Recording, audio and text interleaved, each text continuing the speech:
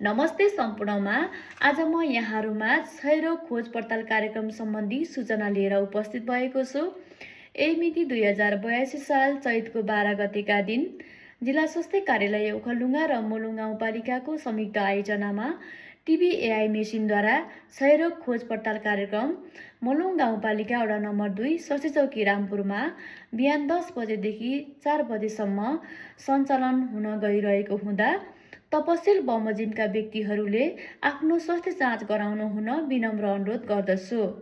तपसिल 2 हप्ताभन्दा बढी खोकी लागिरहेका बिरामीहरू, ज्येष्ठ नागरिकहरू, उच्च रक्तचाप र मधुमेहका बिरामीहरू, एचआईभी संक्रमित बिरामीहरू, क्षयरोग संक्रमित बिरामीहरू र संक्रमित बिरामीका परिवारहरू, क्षयरोग संक्रमित बिरामीको सम्पर्कमा आएका अन्य नागरिकहरू, दम तथा खोकीका औषधि सेवन गरिरहेका बिरामीहरू। धन्यवाद।